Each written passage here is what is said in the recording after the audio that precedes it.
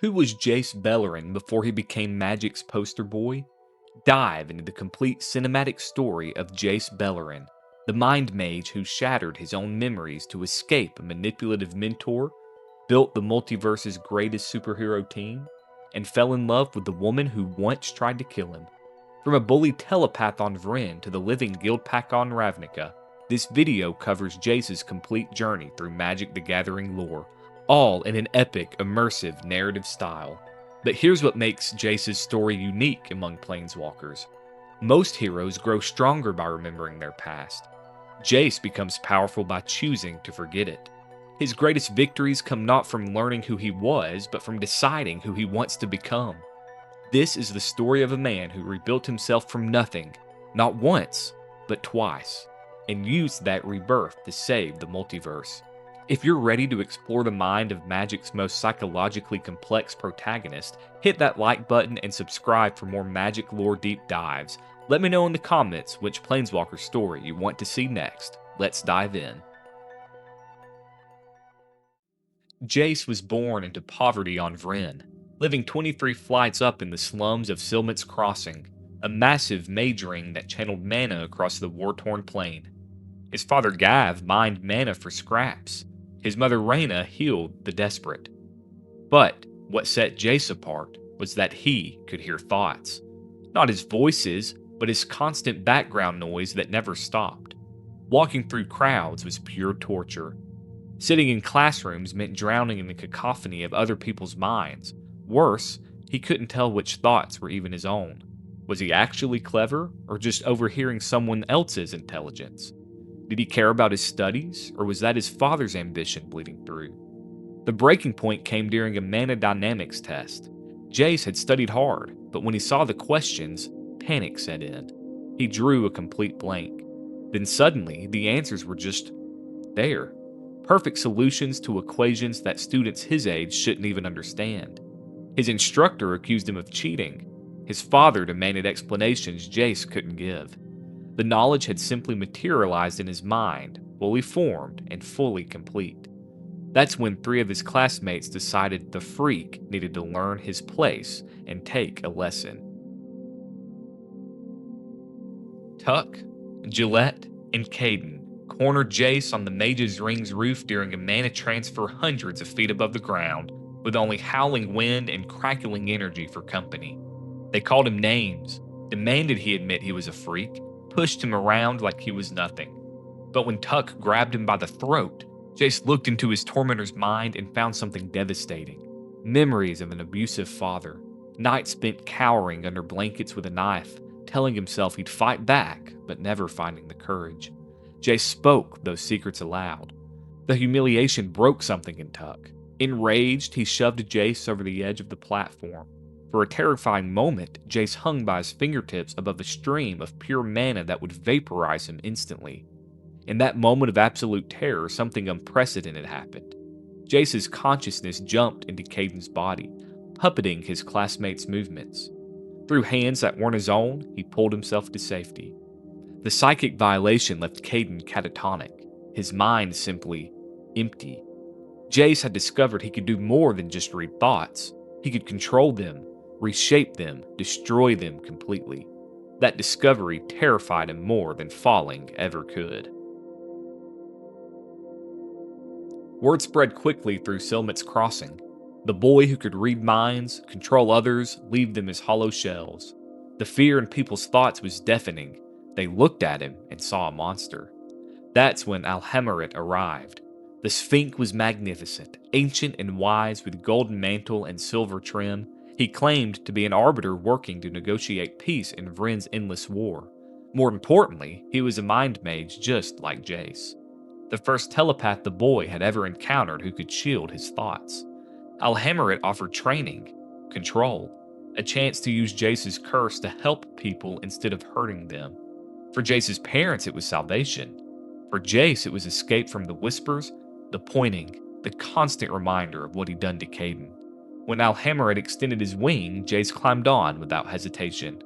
They flew to the Sphinx's mountain fortress, leaving behind a 13-year-old boy's entire world. Jace promised his parents he'd return someday. Looking down at Tuck in the crowd, he made a different kind of promise. If anyone harmed his family, he'd take their mind apart, piece by piece. Even then, his gift was already becoming a weapon. For 2 years, Alhemarit trained Jace in the mountain stronghold. The Sphinx taught him to read specific thoughts without accessing everything, to create illusions that could fool any sense, to defend his mind from telepathic assault. Most importantly, he learned control, how to use his abilities without leaving broken minds in his wake. Under Alhemarit's guidance, Jace went on covert missions throughout Vryn's war zones. Disguised by illusions, he would infiltrate military camps, extract battle plans from sleeping commanders, and report back to his mentor. The information helped Alhemarit negotiate temporary truces, keeping the worst battles from ever happening. Finally, Jace was using his curse to prevent bloodshed instead of causing it. He felt useful, important, like his powers had meaning beyond the accident that had destroyed Caden's mind. But questions nagged at him. Why did the war never end? Why, despite Alhemarit's skilled negotiations, did the conflict drag on year after year? If both sides wanted peace, why couldn't they achieve it? The Sphinx always had explanations. The hatred ran too deep, the resources were too valuable, old wounds took time to heal, but something felt wrong about those answers. Jace began to suspect he wasn't getting the entire truth. During an advanced training session, Jace decided to test his growing abilities against his mentor's defenses. Alhemarit was distracted, focused on updating military maps with intelligence from Jace's latest mission. It seemed like the perfect opportunity to see how much he'd learned. What he found in the Sphinx's mind destroyed everything he thought he ever knew. Alhemarit wasn't maintaining peace, he was prolonging war. Jace's intelligence wasn't being used to prevent battles, but to fuel them. The Sphinx sold information to both sides, ensuring neither could gain decisive advantage against the other. He turned Jace's discoveries into profitable secrets, keeping the conflict balanced and bloody. If your business was negotiating peace, where was the profit in actually achieving it? But there was something else hidden in Alhemarit's memories, something even more devastating. Jace saw himself practicing illusions, concentrating until blue energy crackled around him and he began to fade, slip between dimensions, touch something beyond the physical world, and Alhemarit reaching out with tendrils of magic to pull him back, then wiping the memory from his mind entirely.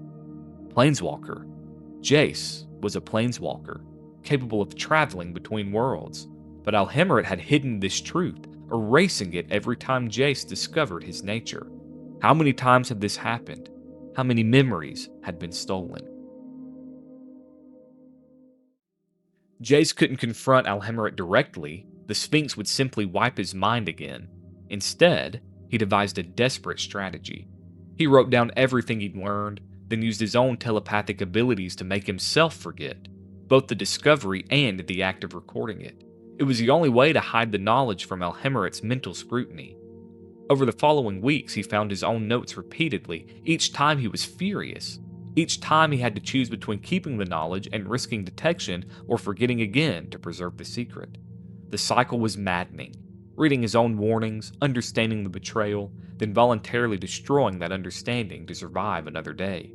But each rediscovery strengthened his resolve.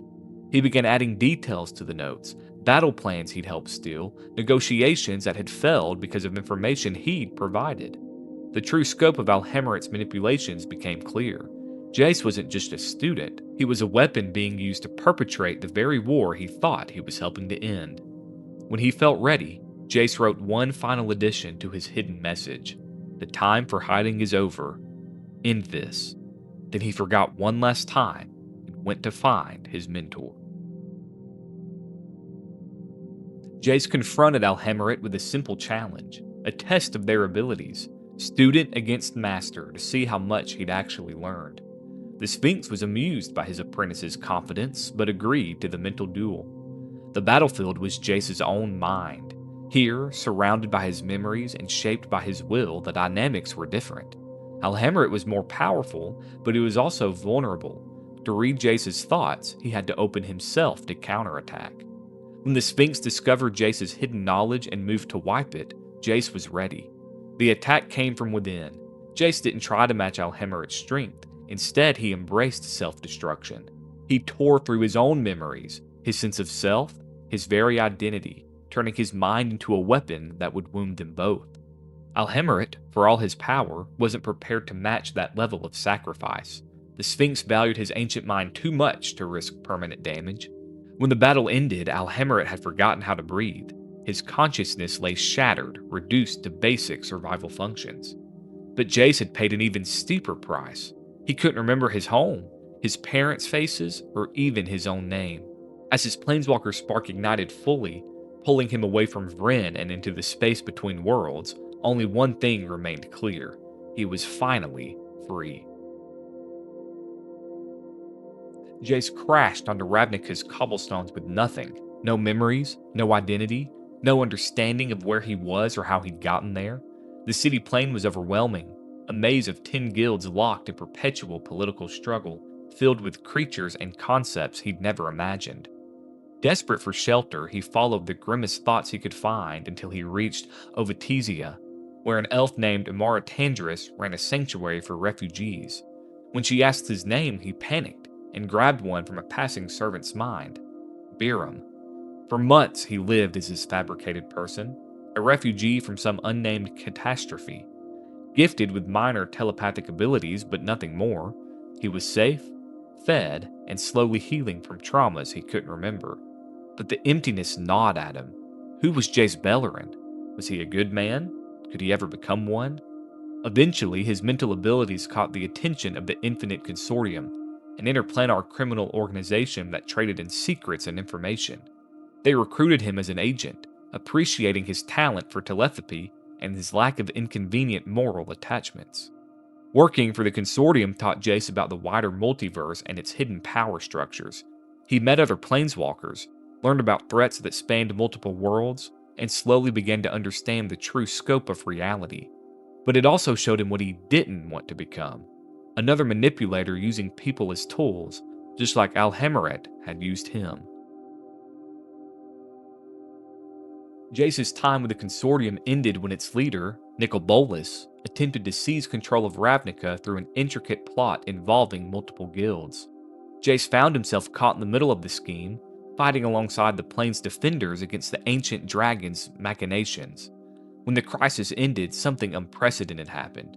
The magic that bound Ravnica's 10 guilds together, the Guildpact, selected Jace as its new embodiment. He became the Living Guildpact, tasked with maintaining balance between the often conflicting factions that govern the plane. It was a position he never wanted, but one he could not refuse. The magic compelled him to mediate disputes, enforce agreements, and keep Ravnica from tearing itself apart. For someone who'd spent his life running from responsibility, suddenly being responsible for an entire plane was terrifying. But it was exactly what he needed. The role forced him to think beyond his own problems, to consider the needs of millions of people, to become the kind of leader who put others first. Still, the isolation was crushing. Being the Living Guildpact meant never truly belonging to any faction, never having peers who understood his burden. Jace began to wonder if he traded one form of manipulation for another. Instead of serving Alhemerit's schemes, he was serving Ravnica's political needs. The multiverse, however, had bigger problems already brewing. When Hedron networks on Zendikar failed, and 3 Eldrazi titans broke free from their prison, Jace joined the desperate effort to contain them. The Eldrazi weren't just monsters, they were reality-consuming forces that could destroy entire planes if left unchecked. On Zendikar, he met other planeswalkers who shared his determination to protect innocent people. Gideon Jura, a warrior driven by past failures, Chandra Nalaar, a pyromancer fighting to control her destructive power, and Nissa Ravane, an elf struggling with the consequences of her own mistakes. Together, they managed to kill 2 of the Titans, Ulamog and Kozilek, but the victory came at an enormous cost. Zendikar itself was nearly destroyed in the process, its landscape twisted by Eldrazi influence. In the aftermath, as they stood among the ruins of what had once been a thriving world, Jace proposed something that would change the multiverse forever. Instead of going their separate ways, they should form a permanent alliance, a group of planeswalkers dedicated to facing threats too big for any one world to handle. They called themselves the Gatewatch, swearing an oath to keep watch over the multiverse and protect those who couldn't protect themselves. For Jace, it was a chance to build something better than what he'd ever known. No manipulation, no hidden agendas, just people working together to help one another. But good intentions alone wouldn't be enough for what was coming next. As the Gatewatch's de facto strategist, Jace coordinated their response to multiversal threats. They battled cosmic horrors on Innistrad, where the Archangel Avacyn had gone mad and turned against humanity. They fought corrupted gods on Amonkhet, discovering too late that the plane was being prepared as a weapon by their greatest enemy. Each mission taught Jace harsh lessons about leadership. How do you balance competing needs? When is sacrifice acceptable? How many people can you let die to save more? The weight of command was crushing. Every decision affected millions of lives. Every mistake cost people their futures. Jace found himself making choices he never thought he'd have to make, crossing lines he'd once considered unthinkable. But the Gatewatch's greatest challenge was still ahead. Every clue they followed, every threat they faced, led back to the same source: Nicol Bolas, the ancient dragon who'd been manipulating events across multiple planes for millennia. When they finally confronted him on Amonkhet, walking directly into his trap, the dragon's power was beyond anything they had imagined. He had been preparing for this confrontation for thousands of years, and they were just the latest pawns in his grand design. The defeat was total and humiliating. Bolas's psychic assault on Jace was so overwhelming that it triggered a failsafe planted by Ugin years earlier, a spell designed to protect certain secrets by wiping Jace's memory if he ever encountered Bolas directly. For the second time in his life, Jace's memories were torn away, but this amnesia was different.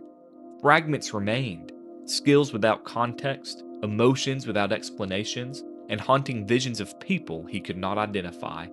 As his unconscious form was hurled across the multiverse, landing on the tropical beaches of Ixalan, one image persisted above all others: a figure with olive skin and broad shoulders, someone who felt crucially important, but whose identity remained maddeningly out of reach. On Ixalan, Jace struggled to piece together his identity from fragments and dreams. He could create illusions he didn't understand, speak languages he couldn't remember learning, and cast spells whose names felt familiar but meaningless. Most frustrating was the recurring vision of that mysterious figure. Every time he attempted a complex task, the image would appear, watching, encouraging, somehow helping him focus. But who was this person? And why did thinking about them fill him with such profound longing? The answer would change everything he thought he ever knew about love. On Ixalan, Jace encountered Vraska, a Gorgon planeswalker and pirate captain who had once been his enemy. But with his memories gone, he knew nothing of their hostile history. To him, she was simply the most fascinating person he had ever encountered. Vraska, for her part, was intrigued by this version of Jace. Without the weight of being the Living Guildpact, without his memories of cosmic responsibility and political maneuvering, he was different. More open, more genuinely curious about the world, more willing to see her as a person rather than a monster. Their relationship developed slowly as they searched Ixalan for the legendary Golden City of Vraska.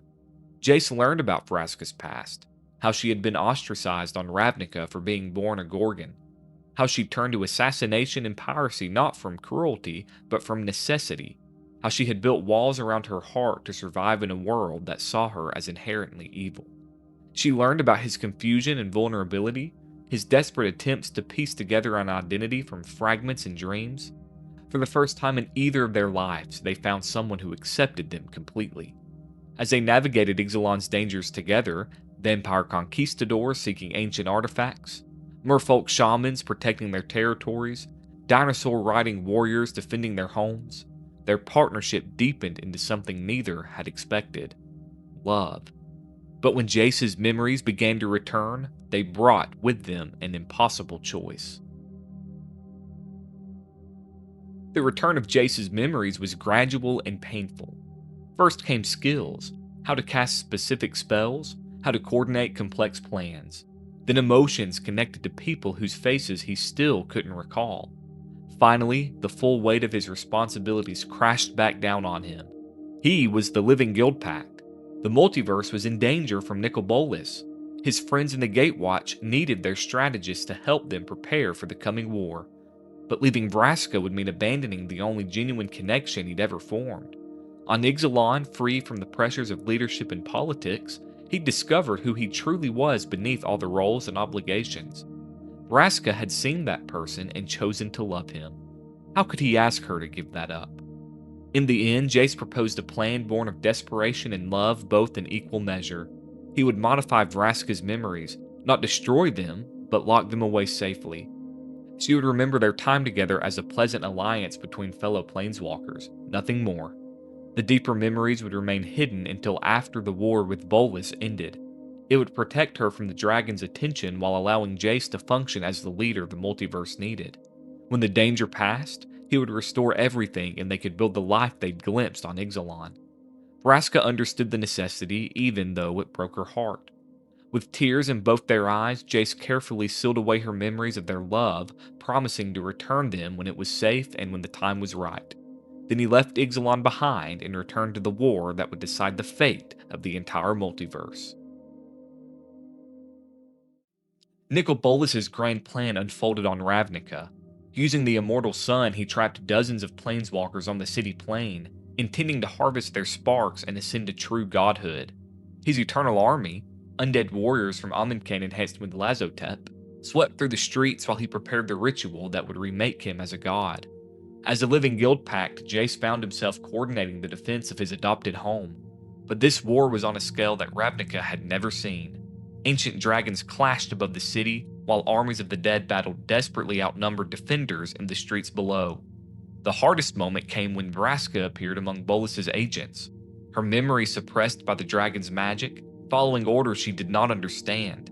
Jace faced a choice that would have destroyed him months earlier: trust that their love was strong enough to break through any mental manipulation, or treat her as just another enemy. He chose trust. During the war's climactic battle, as Bolas absorbed stolen sparks and transformed into something approaching godhood, Jace reached out to the memories he'd hidden in Vraska's mind, not to control her, but to remind her who she truly was. The connection worked.